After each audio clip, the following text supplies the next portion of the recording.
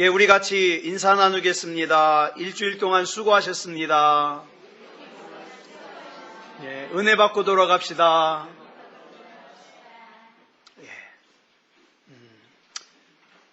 이 시간에 창세기 15장 1절부터 6절 말씀까지 읽었습니다. 말씀의 제목은 고난을 대하는 신앙인의 자세입니다. 고난을 대하는 신앙인의 자세. 오늘은 우리가 아브라함이라고 하는 인물을 살펴보는 네 번째 시간입니다.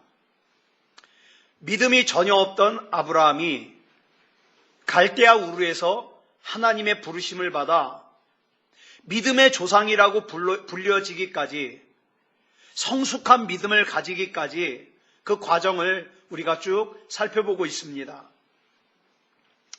우리는 아브라함이 100살에 아들 이삭을 낳고 그 다음에 그 100살에 낳은 눈에 넣어도 아프지 않을 것 같은 그 아들을 모리아산으로 데리고 가서 번제물로 바치라 그러니까 아브라함이 순종합니다. 그래서 우리는 생각하기를 아브라함은 원래부터 믿음이 좋은 사람이니까 이렇게 생각하기 쉬운데 우리가 살펴본 바와 같이 그렇지 않습니다. 성경은 하나님을 전혀 알지 못하던 아브라함이라고 하는 사람이 하나님의 부르심을 받고 한 단계 한 단계 신앙적으로 성장을 해서 믿음의 조상이 되어가는 그 과정을 우리에게 보여주고 있습니다. 오늘은 그 가운데 우리가 살펴볼 본문은 창세기 15장입니다. 우리는 대부분 속으로 생각하기를 나는 참 믿음이 꽤 괜찮은 사람인 것 같아. 이렇게 생각하는 사람이 많을 거예요. 그런데 요한계시록 3장 17절을 보면 이런 말씀이 나옵니다. 시작. 내가 말하기를 나는 부자라 부요하여 부족한 것이 없다 하나 내 곤고한 것과 가련한 것과 가난한 것과 눈먼 것과 벌거벗은 것을 알지 못하는도다. 무엇을 말씀하냐면 우리 스스로 나 자신을 평가하는 것과 주님께서 나를 평가하시는 것이 다를 수 있다는 말이에요. 다를 수 있다. 자, 우리 본문 1절 보겠습니다. 시작. 이후에 여호와의 말씀이 환상 중에 아브라함에게 임하여 이르시되 아브라함아 두려워하지 말라. 나는 내 방패요 너의 지극히 큰 상급이니라. 오늘 본문 1절을 보면 이후에라는 말로 시작을 하고 있습니다. 자, 이후에 어떤 일이 있고 난 후일까요? 이런 겁니다. 아들처럼 아끼고 사랑하고 믿었던 롯이, 조카 롯이 자기 곁을 떠났어요. 그 이후에요. 예?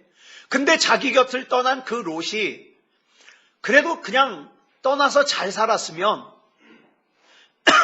그냥 섭섭하고 허전하고 그걸로 마쳤을 텐데 자기를 떠난 롯이 어려움을 당했다는 말을 들어요. 그래서 목숨 걸고 달려가서 자기 조카와 아울러서 같이 붙잡혀간 사람들과 빼앗긴 재산을 다 되찾아옵니다. 이렇게 사람들을 구하고 전쟁을 이기고 나니까 뭐가 생겨요? 전리품이 생기죠.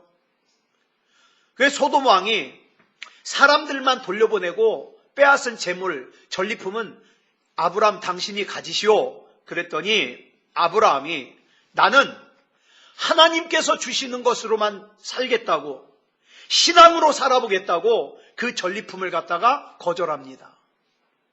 여러분, 이건 절대 쉬운 일이 아니에요. 예?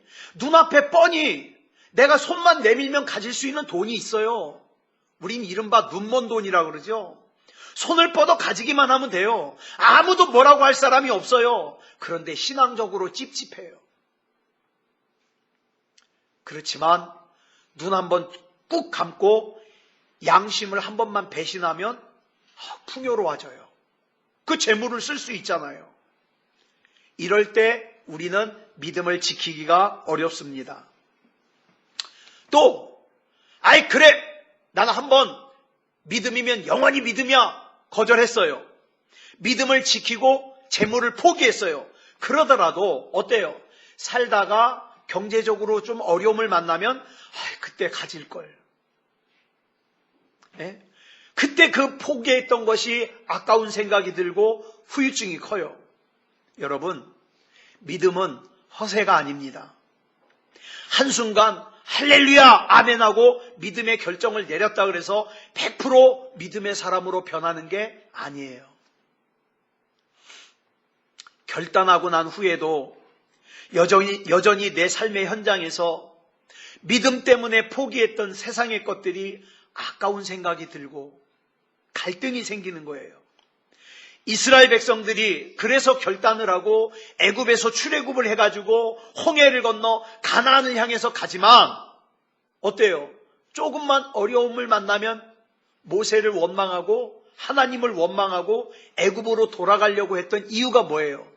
자기가 진짜 좋아하는 것이 여전히 어디 있으니까? 애굽에 있으니까. 자꾸 돌아가려고 그래요. 그러므로 믿음이라는 것은 결단하는 것도 대단한 일이지만 그 결단한 믿음을 끝까지 지켜나가는 건 더 힘들어요. 더 힘들어요. 자, 본문 2절 보겠습니다. 시작. 아브라함이 이르되 주 여호와여 무엇을 내게 주시려 하나이까? 나는 자식이 없사오니 나의 상속자는 이 다메섹 사람 엘리에셀이니이다. 여러분, 내가 믿음으로 어떤 일을 결단했다고 해서 우리 마음속에서 두려움이 완전히 사라져요? 예를 들어 제가 하나님 앞에 내 삶과 내 인생을 맡기겠다고 신학을 공부하고 목사가 됐습니다. 그러면 목사가 됐으니까 제 삶 속에 두려움이 전혀 없을까요? 아니요. 여전히 믿음으로 결단은 했지만 여전히 제 마음속에는 두려움도 있어요. 낙심도 있어요. 염려도 있어요. 섭섭함도 있어요. 미움도 있어요. 좌절도 있어요. 절망도 있어요. 지금 아브라함이 자기를 떠난 조카를 구하기 위해서 자기가 살고 있는 헤브론에서 180km나 떨어져 있는 단까지 달려가서 조카를 구했어요. 그런데 소돔의 왕이 사람들만 돌려보내고 네가 뺏어온 재산은 네가 다 가져가라. 그런데 내가 필요한 것은 내가 믿는 하나님이 공급해 주시니까 나 가지지 않겠다. 거절했어요. 얼마나 멋있어요. 이런 멋있는 믿음의 행동을 했지만 아브라함의 마음속에는 여전히 뭐가 있어요? 두려움이 있어요. 내가 가서 싸우고 온 저 사람들이 원한을 가지고 연합해서 쳐들어오면 어떡하나? 나는 아들도 하나 없는데. 걱정, 두려움. 우리의 이런 상태를 잘 아시는 하나님께서 오늘 저와 여러분에게도 3가지의 약속을 주십니다. 어떤 때는 저와 여러분이 예배를 드릴 때 성령께서 강하게 임재하시는 것을 느낄 때가 있을 거예요. 가슴이 두근두근하고 하나님이 나 사랑해 주시는 것 같고 성령이 임재하시는 걸 내가 느껴요. 그럴 때가 있어요. 그렇지만 항상 그렇습니까? 아니잖아요. 대부분의 경우 어때요? 삶의 현장으로 돌아가면 여전히 두려워요. 내년에 힘들면 어떡하나? 5년 뒤에 힘들면 어떡하나? 내 노후에 힘들면 어떡하나? 여전히 두려워요. 그렇지만 자, 본문 1절을 보면 굉장히 중요한 말씀이 나옵니다. 시작.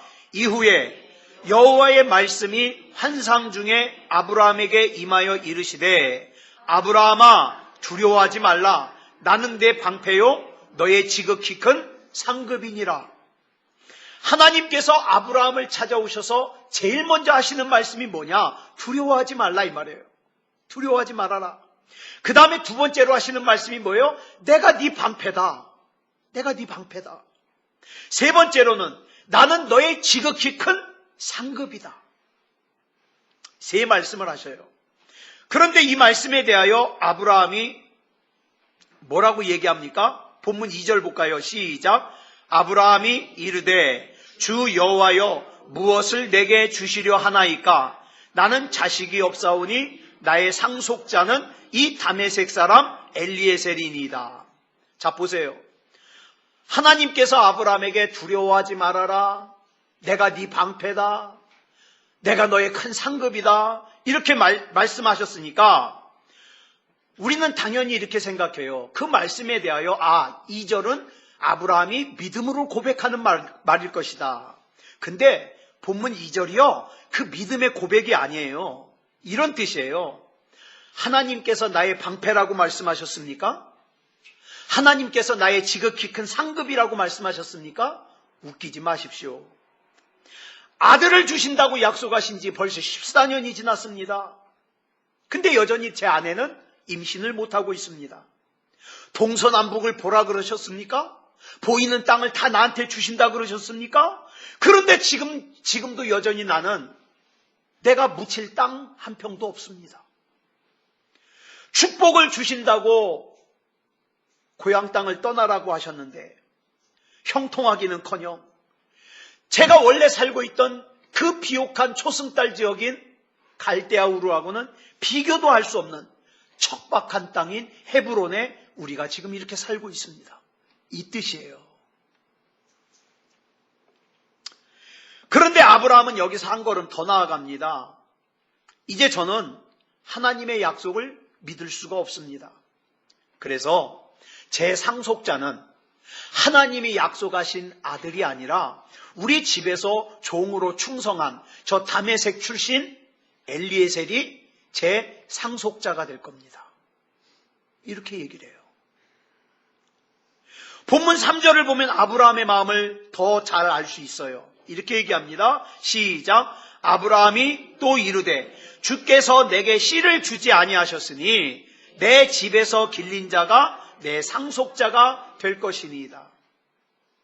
이렇게 다메섹 출신인 엘리에셀을 종을 내 상속자로 하는 이유가 뭐 때문이라 그랬어요?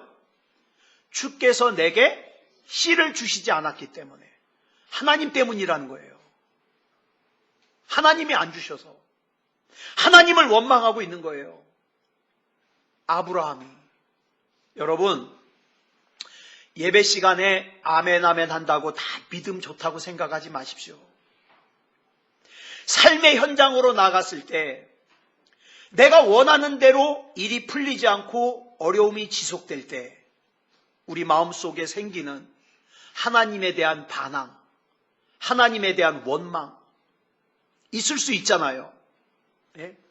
여러분, 이걸 잘 다스리지 못하는 사람들은 하나님께서 기뻐하시지 않는 생각, 기뻐하시지 않는 마음, 기뻐하시지 않는 행동을 하면서 그 책임이, 그 원인이 다 누구에게 있다 그래요? 하나님께 있다는 거예요. 그러니까 하나님 진작에 날 부자로 만들어주셨으면 주일날 잘 지키잖아요. 하나님이 돈 안 주셔가지고 내가 목구멍이 포도청이라 주일날도 출근해야 됩니다. 그러니까 진작에 나를 높은 직급으로 진급시켜달라니까요. 그거 안 들어주셔서 제가 이런 거 아닙니까?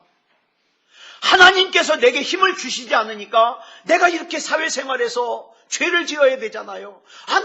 날 하나님께서 성공시켜 주셨으면 다른 사람 눈치 안 보고 억지로 따라주는 술 마시지 않아도 되고 죄 짓지 않아도 되고 그럴 건데 하나님이 나를 축복하지 않아서 이렇게 사는 겁니다. 하나님 탓이라는 거예요. 어쩌면 여러분 중에도 믿음을 지키느라고 아브라함처럼 눈앞에 있는 이익을 한두 번 크게 포기한 경험이 있을지도 모르겠어요. 어떤 분은 하나님 앞에 통 크게 많은 액수의 헌금을 드린 기억이 있을지도 모르겠어요. 그러고 나서 그 결과가 빨리 내 눈앞에 나타나기를 기대했는데 나타나질 않아요. 또 어떤 경우에는 일이 더 힘들어질 때가 있어요. 그랬을 때 우리는 하나님 앞에 이렇게 얘기를 합니다. 하나님, 내가 하나님 앞에서 믿음을 지키기 위해서 헌신한 결과가 이겁니까? 내가 그동안 열심히 헌금을 한 대가가 이렇게 경제적으로 어려운 겁니까? 하나님 앞에 이렇게 얘기할 수 있다 이 말이에요. 이때 본문 4절 보겠습니다. 시작. 여호와의 말씀이 그에게 임하여 이르시되 그 사람이 내 상속자가 아니라 내 몸에서 날 자가 내 상속자가 되리라 하시고. 이어지는 본문 5절 보겠습니다. 시작. 그를 이끌고 밖으로 나가 이르시되 하늘을 우러러 뭇별을 셀 수 있나 보라. 또 그에게 이르시되 내 자손이 이와 같으리라. 우리 하나님께서는 이런 아브라함의 원망에 구구절절 변명하지 않으시고 다시 한번 약속을 재확인하십니다. 아브라함을 이끌고 밖으로 나가서 하늘을 보게 합니다. 무슨 뜻입니까? 지금 당장 네 눈앞에 있는 문제만 보지 말고 크게 보라는 거예요. 하나님은 반드시 약속을 지키신다는 거예요. 그리고 자기와 아내가 나이가 들어 아브라함의 생각에는 이제는 더 이상 아들을 낳는 것이 불가능해요. 나이가 늙었으니까. 아내인 사라가 경수가 끊어졌으니까, 생리가 끊어졌으니까 이제 인간적으로 아들을 낳는 게 불가능해요. 그런데 여러분, 우리가 절대로 잊어버리면 안 되는 게 있어요. 내 생각에 불가능하다고 생각되어도 하나님께도 불가능하다고 생각하면 안 돼요. 그런 아브라함에게 하나님께서 하늘을 보라 그래요. 그러더니 물으십니다. 아브라함아, 너 하늘의 별을 셀 수 있냐? 아니요. 너는 세지도 못하는 그 많은 별들을 내가 만들었어. 왜 그렇게 조급해?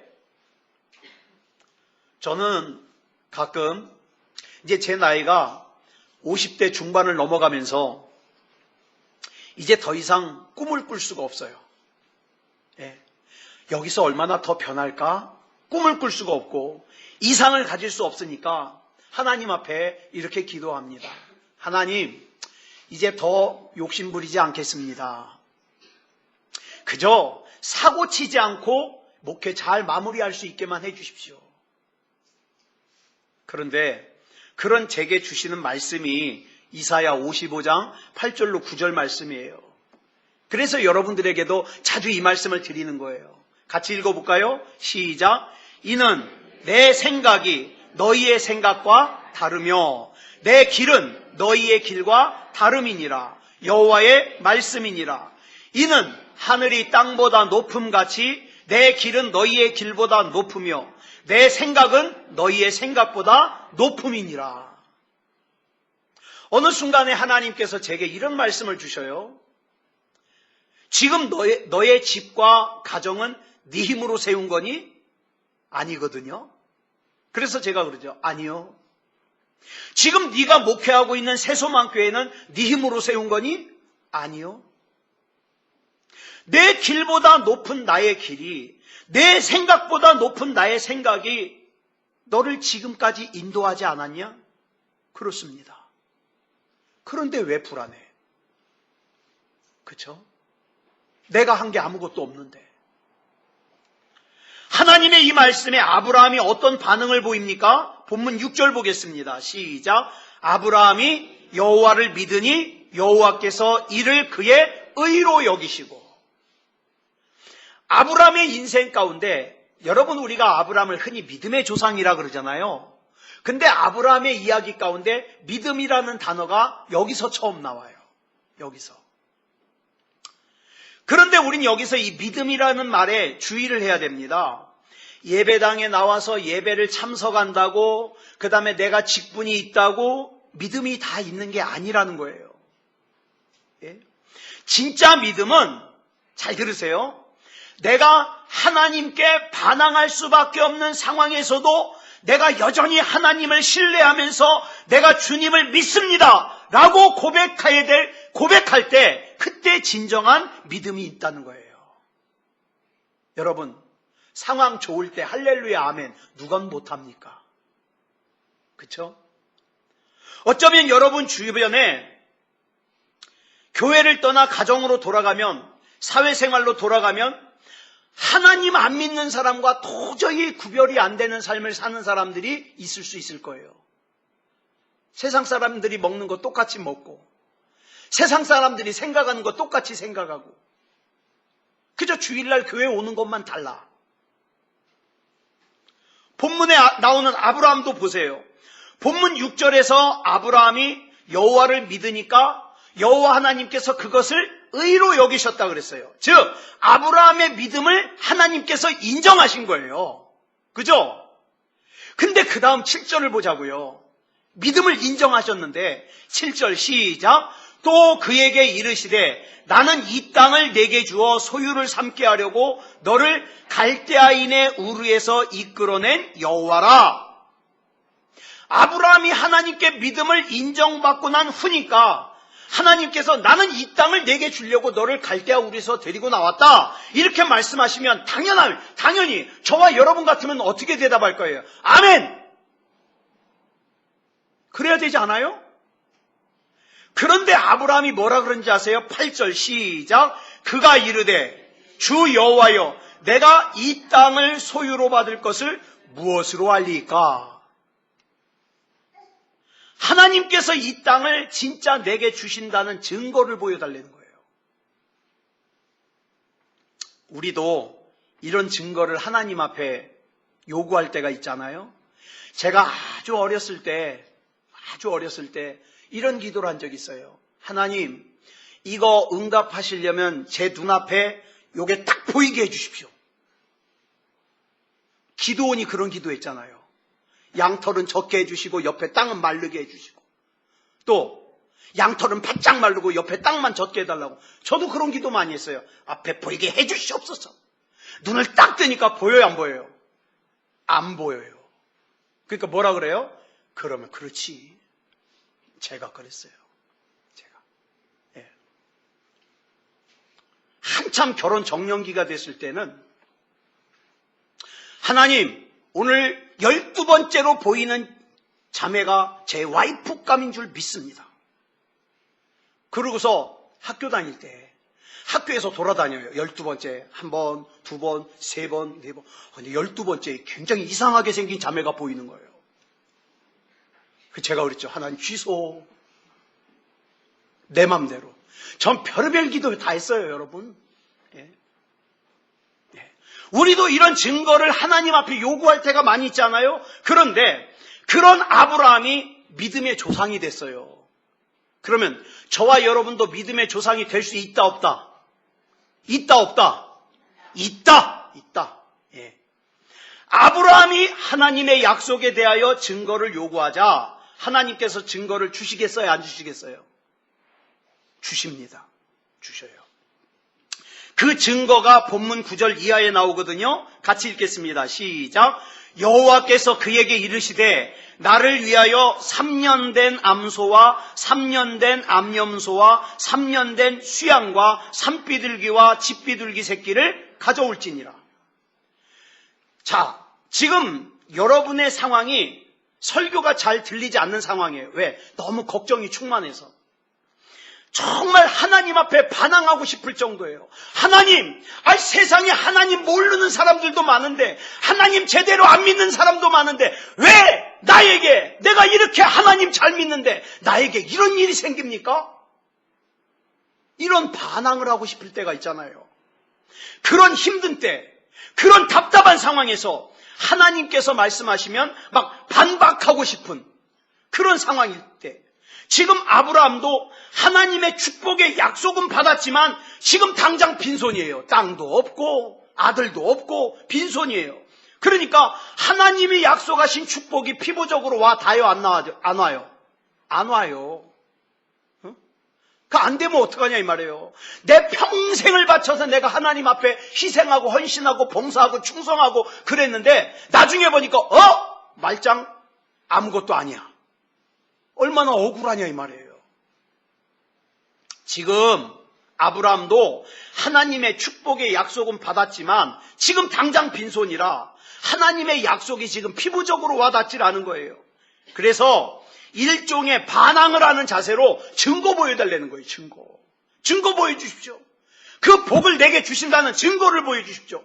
그랬더니 하나님께서 본문 9절에서 제물을 준비하래요. 제물.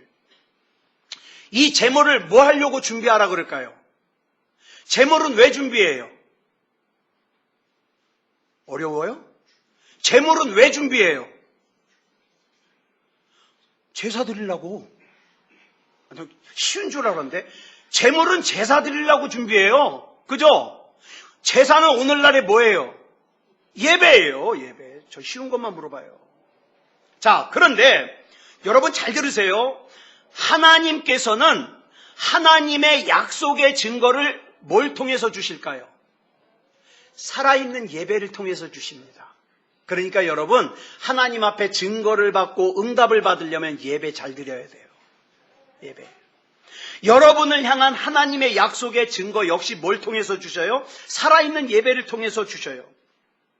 하나님께서는 저와 여러분이 막연하다고 생각되는 추상적이라는 그 믿음에서 탈피하여 우리 일상생활에서 살아있는 예배를 통해서 하나님의 약속과 축복이 이루어질 것이라는 증거를 체험하게 해주셔요. 그런데 이 예배는 반드시 희생과 순종을 필요로 합니다. 지금 하나님께서 준비하라고 하는 제물을 보세요. 하나님께서 약속하신 축복이 이루어질 거라는 증거를 보여달라 그랬더니 하나님께서 말씀하시기를 3년 된 암소와 3년 된 암염소와 3년 된 수양과 산비둘기와 집비둘기 새끼를 가져오너라. 그러면 하나님은 믿고 천국 가고 싶은데 돈이 더 좋은 사람은 이런 생각을 하죠. 약속의 증거를 보여달라 그랬더니 또 제물을 요구하시네. 이것이 마음에 안 들면 하나님의 약속을 체험할 수가 없어요. 혹시라도 여러분들 가운데 이런 생각이 있습니까? 내가 예배에 참석해 주는 것만도 어디라고? 왜 자꾸 나한테 헌금을 하라 그래? 그런 생각이 조금이라도 드신다면 헌금하지 마십시오. 왜? 그 헌금은요, 성경에 그대로 나와요. 그게 하나님 앞에 똥같이 여김을 받아요. 똥, 배설물. 그러니까 진짜 아까워 죽겠는데 남들이 하니까 나도 해야 되겠네. 그럼 하지 마세요. 하지 마세요.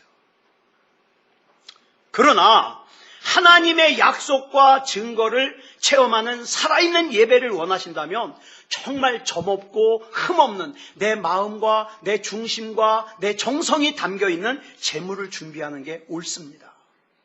자, 본문 10절 보겠습니다. 시작. 아브라함이 그 모든 것을 가져다가 그 중간을 쪼개고 그 쪼갠 것을 마주 대하여 놓고 그 새는 쪼개지 아니하였으며, 다른 제물은 다 중간을 쪼갰는데 비둘기는 새는 쪼개지 않았어요.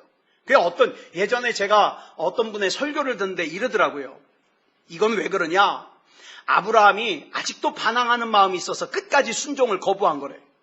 그래서 새는 안 쪼갠 거래. 근데 아니에요.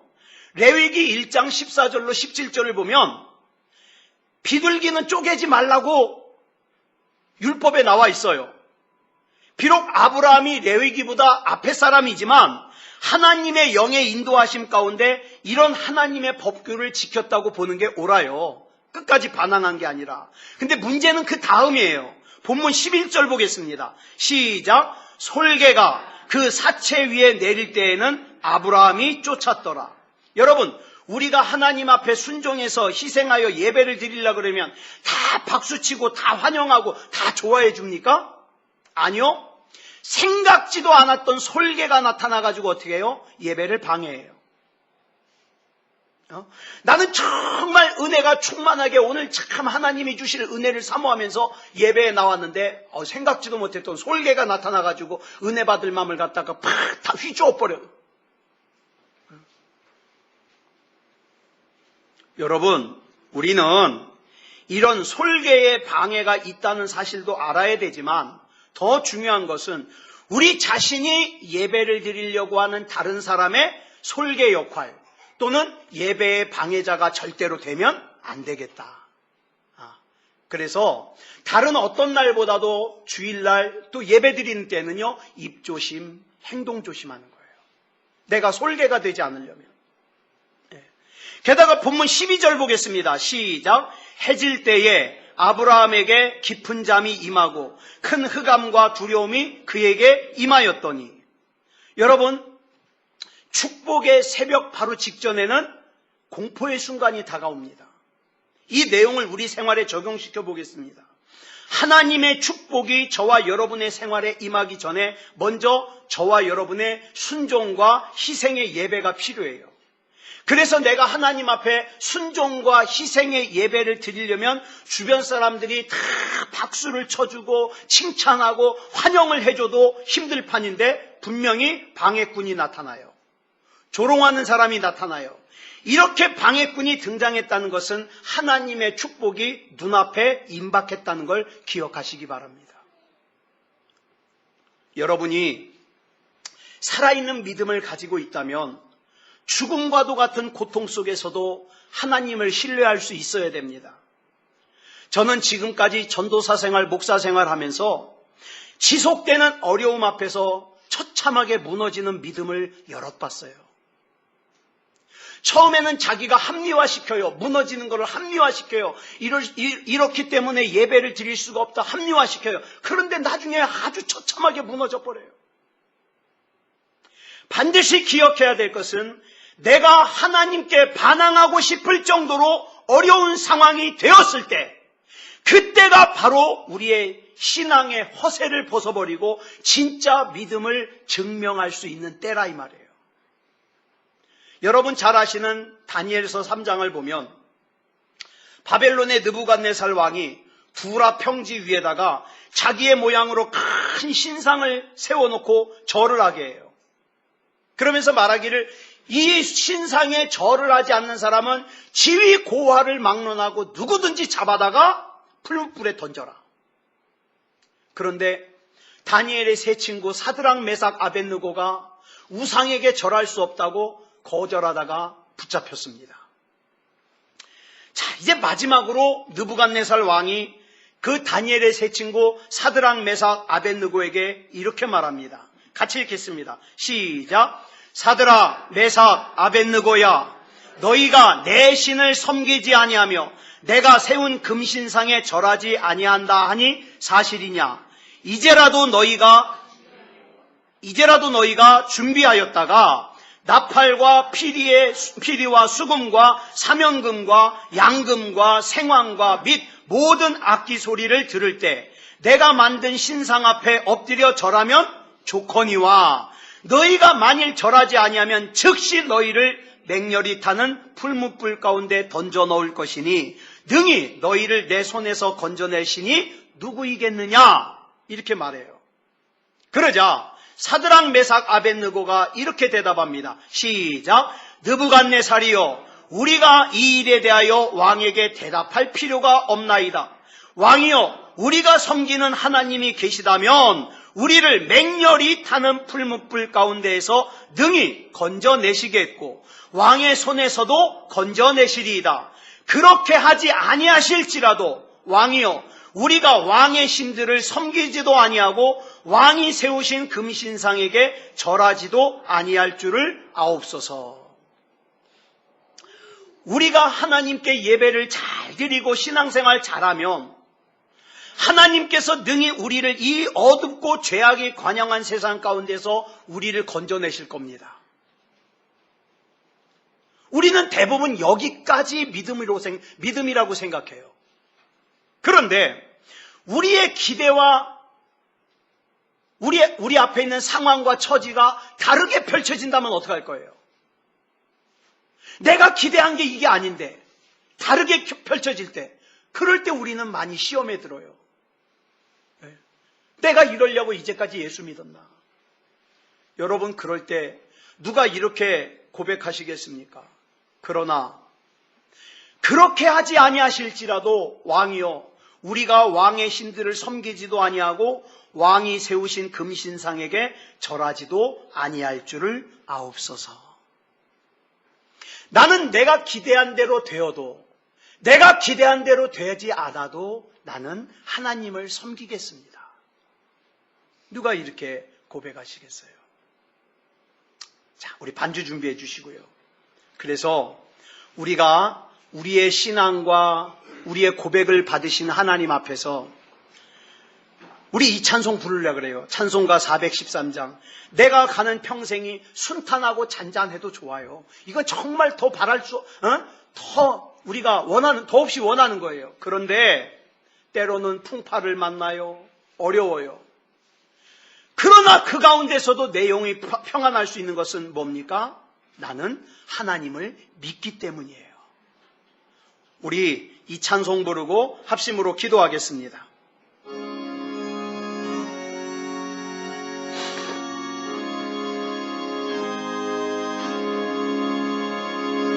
내 평생에 가는 길 순탄하여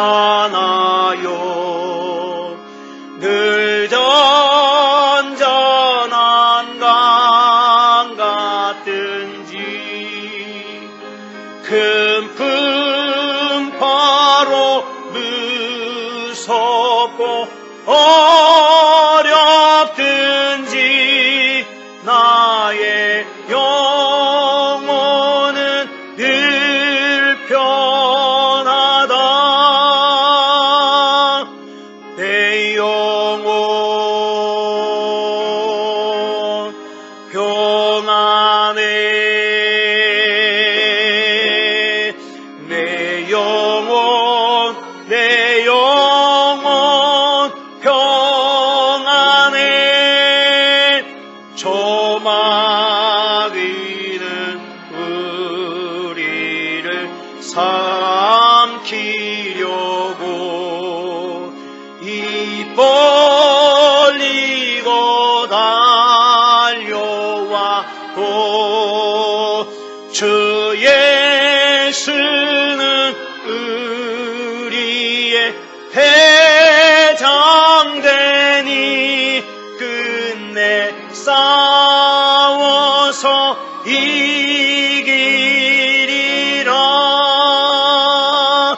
내 영혼 평안해.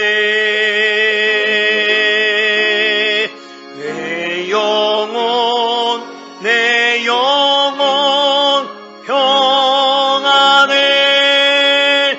내 지은 죄 주홍빛 같더라도 주 예수께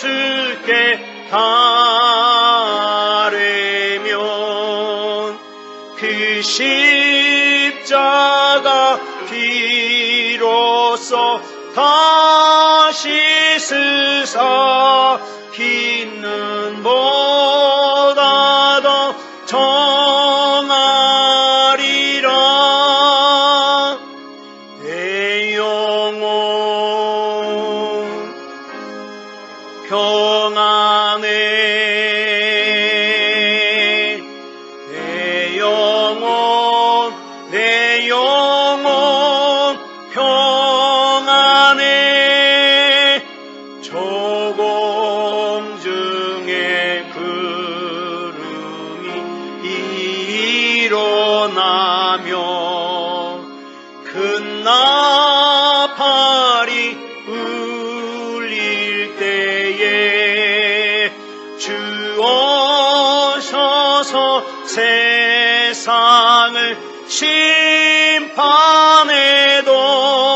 나의 영혼은 겁없으리. 내 영혼 평안해. 내 영혼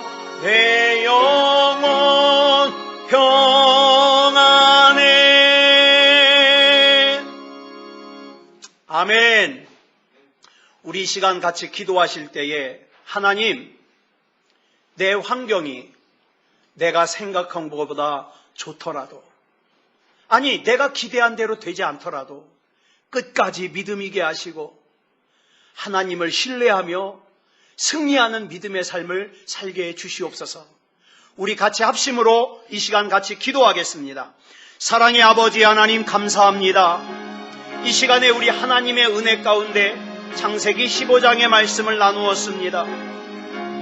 전혀 하나님을 알지 못하던 아브라함을 믿음의 조상이 되게 하시고 하나님의 사람이 되게 하신 것은 많은 과정과 연단과 훈련이 있기 때문인데, 아버지 하나님이여, 그 믿음이 인정받은 가운데서도 하나님의 약속을 의심하고 증거를 요구했던 아브라함처럼 우리 역시도 하나님이 주시는 약속에 대하여 신뢰하지 못하고 흔들릴 때가 많았습니다. 그러나 아버지 하나님, 끝까지 믿음 있게 하시고 끝까지 하나님 바라보고 나갈 수 있게 하여 주시옵소서. 믿음에 관하여 파손하지 말게 하여 주시고 하나님께서 책임져 주시고 인도해 주시옵소서. 사랑의 아버지 하나님, 우리 한 사람 한 사람 안에 구원을 얻을 만한 믿음이 있어서 언제라도 하나님 나라 들어갈 수 있는 우리에게 하여 주시옵소서. 우리 주님께서 붙잡아 주실 줄 믿사오며 그리스도 예수님의 이름으로 간절히 기도드려 싸움나이다. 아멘.